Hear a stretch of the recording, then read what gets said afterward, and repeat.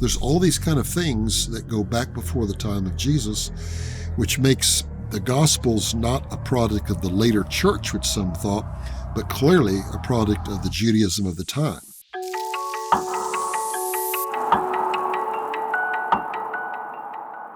Can you shed some light on the methods and the practices that have been used to authenticate and to translate the Dead Sea Scrolls?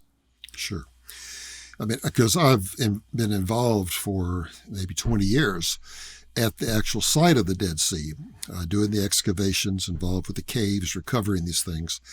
Primarily, scrolls are very fragile, and the problem is from the 1950s up until the 1990s, they didn't really have an easy way of looking at these for translation. They had them between panes of glass, or they put them in different types of plastics that they could hold up. A lot of this damaged the scrolls. There were problems. They had tiny little pieces. I mean, when we think of the Dead Sea Scrolls, yes, there were some large pieces and some intact scrolls, but the majority of these are simply fragmentary. Most of them not much bigger than the size of your hand, and in many cases just the size of your thumb. So these are small pieces of documents. And so think of it this way. Think of a jigsaw puzzle. When you get a jigsaw puzzle, you want to hang on to that box because it has the picture of the finished product. And so when you lay all your pieces out, you're constantly referring to that to see where something goes. If you drop a piece or two under the bed, it's a problem. You know, you're trying to find them so you can fit that last piece in. But now imagine you have 100 jigsaw puzzles. Only about 30% of them are there. And there's no box lids. And you're trying to put them together. And you can't even pick the pieces up and touch them. And you, as assigned to this, are a professor in your own university. You have teaching assignments, you have committee assignments, you have your own writings.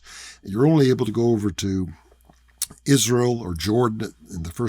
When these things were first discovered, it was Jordan that became part of Israel for a few months.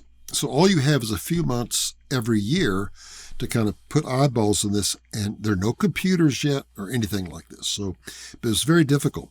So I would say for 40 years after the scrolls were discovered, the intact ones we had published, but the fragmentary pieces, nobody really knew what to do with them. In time, however, they were able to do this. It came under the Israeli authorities. They knew Hebrew. This is their own language, made it much easier for them to work with it.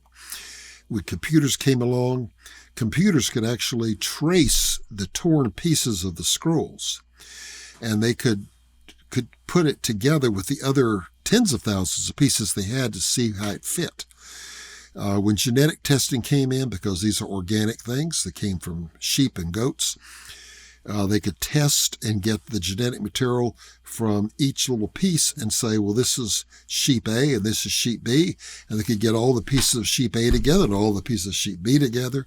And it helped them assemble these things to where they could, find more intact documents. Some of these were scattered among many caves. There were 11 caves at the time they discovered. Since there were multiple copies of books of the Bible, they found fragments in one cave and then fragments in another cave from a different document, but they were of the same document, at least the same book of the Bible, so they could put them together that way. But it took time. Today, however, we have all the Dead Sea Scrolls assembled, translated, and published. We have access to all of this information, and now it's the job of scholars to try to interpret what they actually have. And that's not always easy because, as I say, these are fragmentary, so you have parts of documents, but not the whole document. And sometimes a part of a context is not the same as having the whole context. Mm-hmm.